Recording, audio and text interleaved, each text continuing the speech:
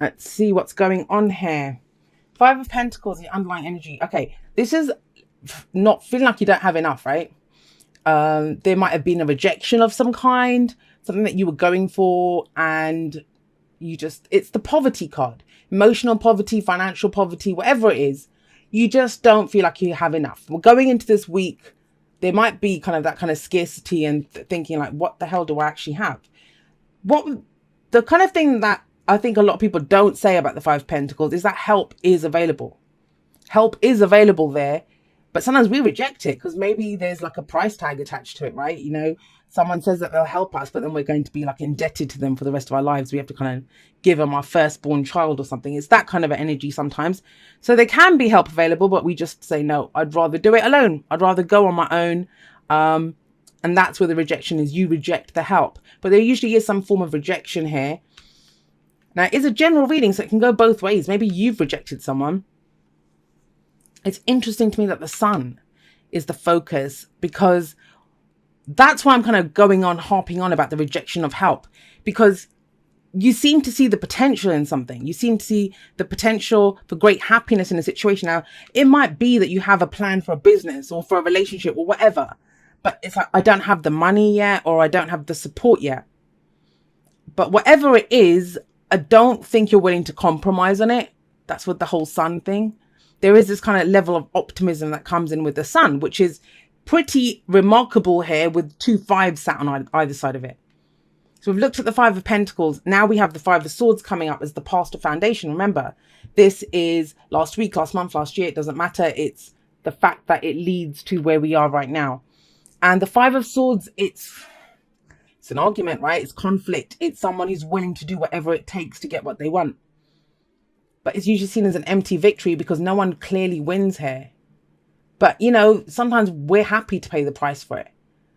We're happy to pay the price. And that's kind of like a theme. Think about it. This person is willing to fight for what they want. To take this, even if it means losing the friends or losing whatever those people meant to him. It cost him something. Here, this person's willing to reject the help if it means they get to go. There's a level of independence here now. Whenever 5s show up, I always call them the agents of chaos, right? They are the agents of chaos because it feels very intense when they're happening. Now, I'm wondering if it's because you very clearly see where you're going. You very clearly know where you're going and you're not willing to compromise on that. That you've been through too much to kind of give up control or give up something at this point. That's coming through very strongly. There's a very determined energy in this reading. Very determined. We have 2 cards of illumination here. So it's not like you don't know. You know. You know what your truth is. Trying to see. I mean, that's just pretty... I don't even know the last time I saw the 2 5s like that on either side of the sun. That's pretty spectacular. Because if this wasn't here, this would be really... And it might be. It doesn't mean that you still can't feel this as intense, right? But it's here with we see the potential. And that's the sun. The sun is childlike joy. It's innocence. This is not just, you know, kind of winging it. This is, I know where I'm going. I know how I feel about this.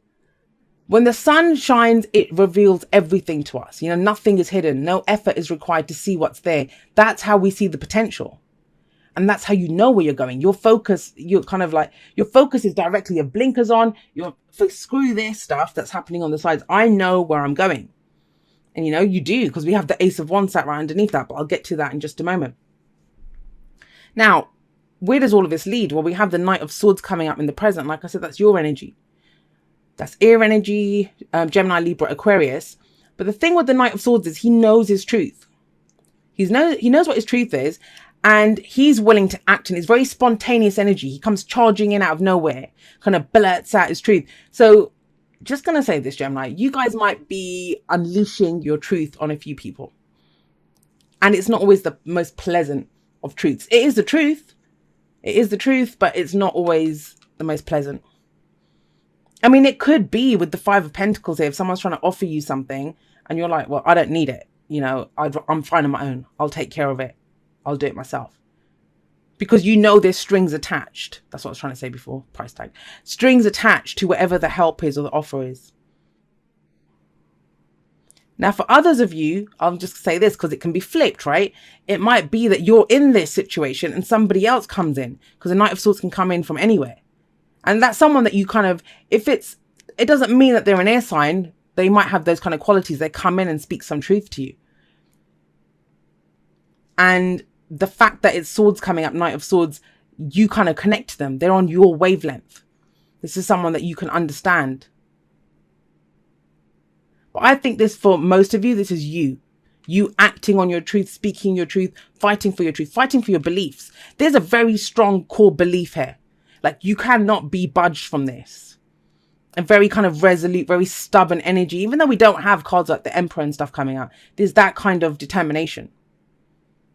Anyone who can still shine like the sun with this crap on either side, yeah, they know what they're doing. They know where they're going. They know what their truth is. And that's you. You know that.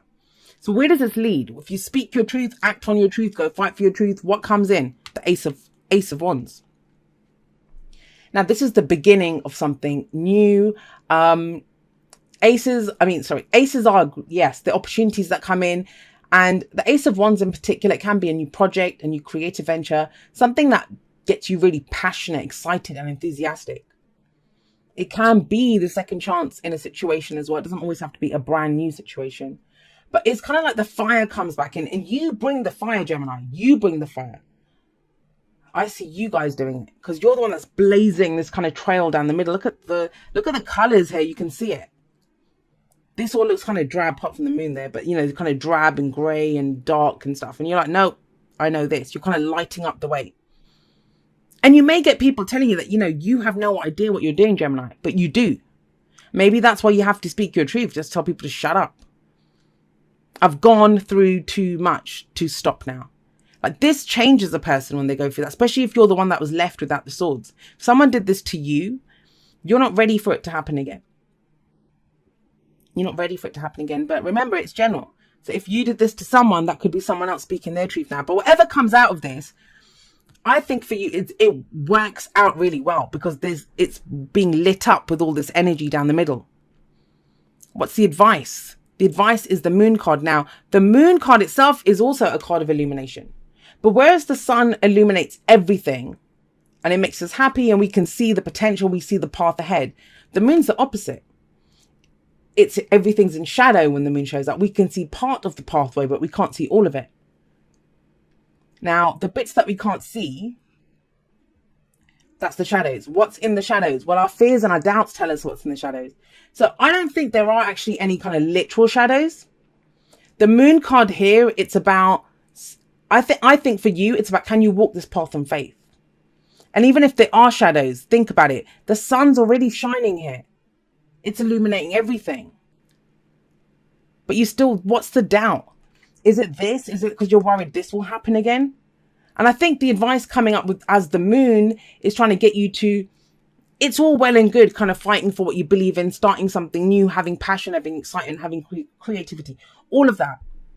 But when you choose your words, because the Knight of Swords can be blunt, you know, he can deliver, he's not very tactful in the way that he delivers his truth.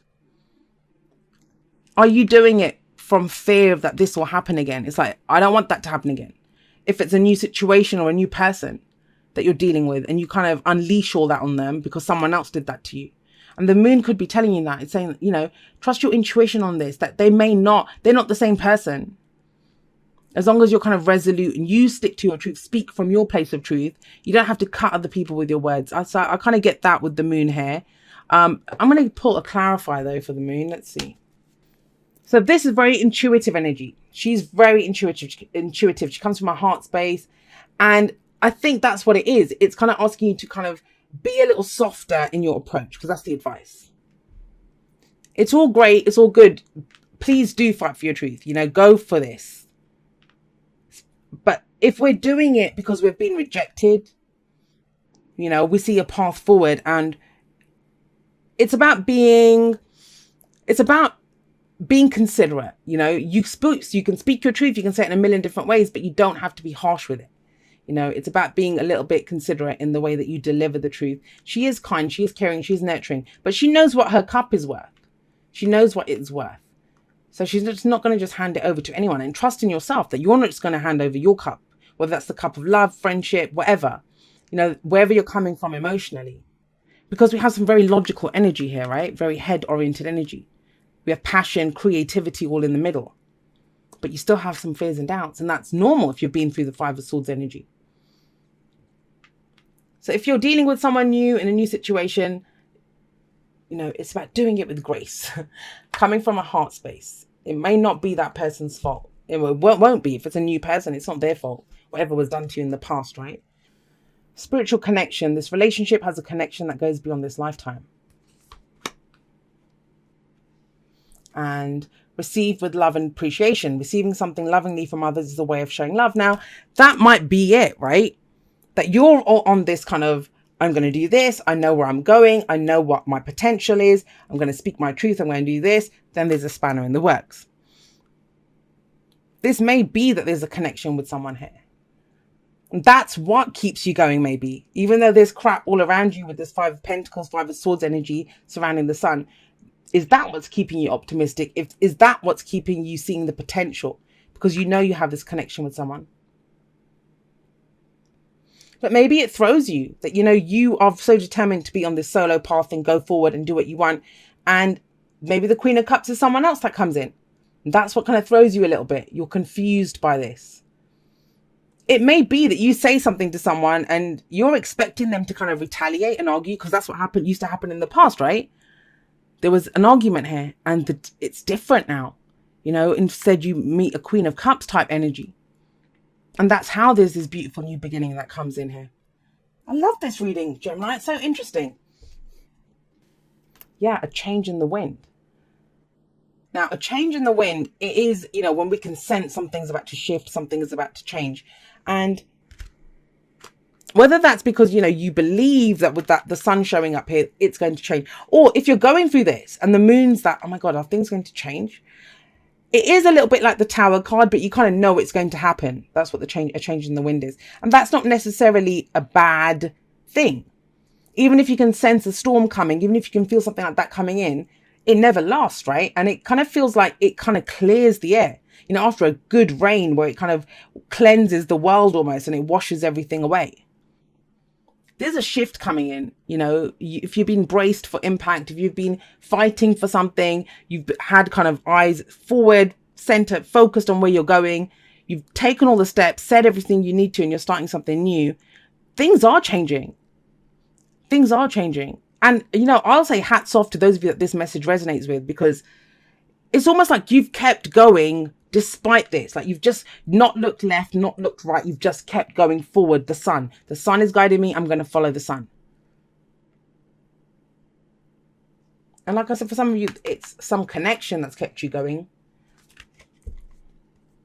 Where you've had faith, where, you know, other people wouldn't have had. It says, dear you, check in occasionally with yourself about your motives behind actions you plan on taking. See, that's what I mean. Don't do it from a place of, well, I got screwed in the past. I'm not going to let anyone do that now. Especially when you have an end game in mind.